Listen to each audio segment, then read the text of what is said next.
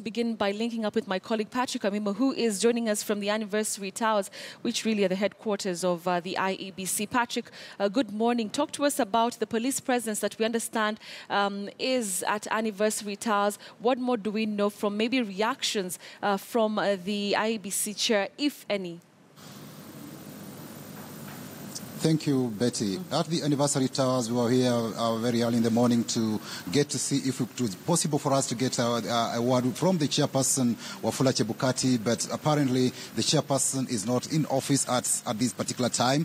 Neither is he in the office or this chief executive officer, Ezra Chiloba. But we are waiting maybe for the arrival to come to office and brief us on really the happenings following the resignation of Commissioner Roslyn Akombe.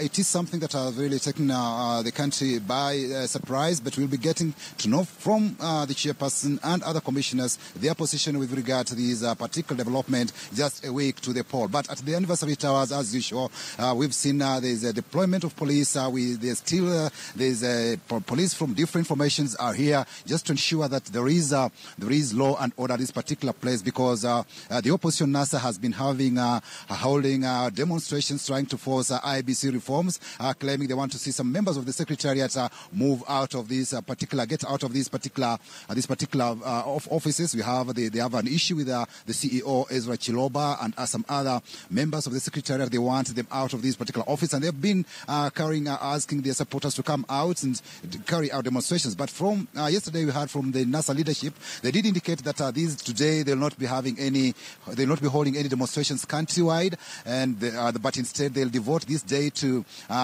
visit those who are injured during the demonstrations. And also the leader NASA will be having a rally at Kamukunji this morning. That is what they did indicate yesterday. But the police are not taking any chances. That's why you see they are already here at Anniversary Towers to ensure that the perimeter around this particular IBC offices is secure, and should we have any threat from maybe NASA supporters who might try to come to Anniversary Towers and maybe try to petition and force the removal of the CEO and the other members that are targeted from the commission, because you have about 10 members of the secretariat, then maybe that particular action they thwart it. So the police have been keeping vigil at this particular premises to ensure that they don't, NASA supporters do not gain access to the IEBC offices, which is the head office of IEBC. But as with the developments of the resignation of Roslyn Akombe, I think it's also appropriate to get just some view from members of the public,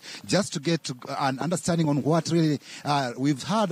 This Commissioner Roslyn Akombe has already now resigned from office just a week to the election. What is your response to this? Number one, whereas we may not understand why, the first reaction is Kenya is beyond individuals.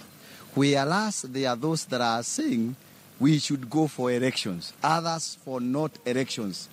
Kenya is beyond individuals. How I pray that Kenyans may be calm, Kenyans may look forward, either to or going beyond 26th of this month, beyond elections. Our prayer is that we shall remain united, we shall remain focused, and God shall save our nation. Thank you very much. Some of the reasons that she cited, she said that there is political tension across the country, and maybe some parts of the country might not be able to hold peaceful elections. Do you think we should go ahead and hold this election on 26th, next week, next Thursday, or do you think we might have, it should be postponed? Well, as I like your question, my comment would be different. What I mean, she is the one who was in those areas, and she is the one who, with her responsibility that she was charged to have, who said that should happen. That is, we can have elections, but some places we hold. Why then resign? I believe she should have helped the other commissioners to be able to come up with a way of solving the problem that she saw where she went. And I believe that is what Kenyans looked upon, and that is what Kenyans would have expected of her. Thank you. That is the view from one of the members of the public just with regard to the resignation of Roslyn Akombe. And just also let me get Mzangu.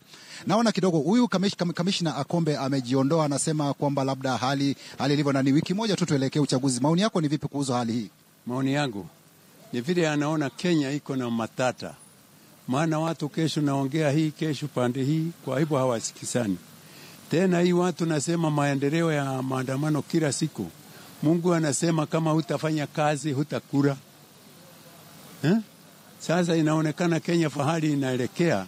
Kuna wengine wana mipango. Kenya tufanye maharifu ndio serikali ifirishike. Ikitangazo serikali imeripirishika ya Kenya, hakuna uchaguzi. Na wewe unaona labda sababu tunaona uchaguzi inasemekana ni Alhamisi ijayo, wiki ijayo Alhamisi, unafikiri uchaguzi ufanywe ama uhairishwe? Kitu muhimu kama watu wanasema uhairishwe ni kusema hawatii mambo ya koti. Koti kama ilisema. Na kama ni wewe tu ulisema ifanye koti, unasema haitakuwa, hiyo ni mpango ya kumwaga damu. Kwa hivyo wale watakufa Kenya, wale watarundiwa na hiyo lana ni wale wanapanga kukonganisha Kenya. Yeah, those are some of the views from just getting a few from members of the public here. And just mzee kidogo ndugu, just kueleza just ndugu hapa kidogo, we've seen the commissioner, IBC Commissioner Rosina Akombe just decided to resign a week to the election. I don't know, what is your take on her decision to resign? Oh, my take is that all is not well. My take is that all is not well within IBC. There should be efforts to reconcile Kenya as one. Whereas the court gave a ruling that let there be elections. In the recent past, we have seen a lot of mysteries. And when it comes from one of the commissioners that all is not well, then why can't we have a reconciliation on the way forward? Because Kenya belongs to all of us. It is not just lining up and voting. It is having a credible poll. That is what will enhance peace.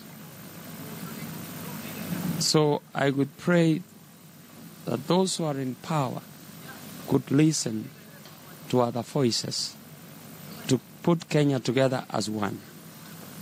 Because when Kenya gets into a mess, we have no other country to run to. It belongs to all of us as Kenyans. Looking at it, she's also cited one of the reasons she says the commissioners also divided. It's like they are now partisan and they cannot be able to discuss matters at the plenary say maybe with the national face. They are now subjected to political parties. Do you think with such a commission, they never? What should happen to such a commission now that it looks to be partisan and she says it's under siege? I think we should have remedy from the courts. It is like the executive is not seeing what we are seeing. The courts should be able to help the country. Kenya, we don't want Kenya to end tomorrow. We can say even for 3 months, even for 1 year, and have a credible election which will enhance peace. This issue of seeing like dunia inaisha tarehe 1 November is making a wrong judgment for this country. Thank you so much. That's a view from one of the members of the public with regard to Rosina Akombe's resignation. And just with as I did indicate, the police are just keeping vigil here to see that there is law and order across the country. And I'm just seeing a senior member of the society just holding a placard here. Okay, these are sometimes with some religious message, but okay. Kuona sasa saizi tuona Rosina Akombe amesema amejuzulu. Now, bado we still have a week to the election. What's your comment? It is so bad for us now. We don't know the future of Kenya. We don't know the future of Kenya. Politicians should get together and make the way for Kenya. They should not keep us suffering like this. There's no business, economy is going down. We don't know how Kenya is going to be.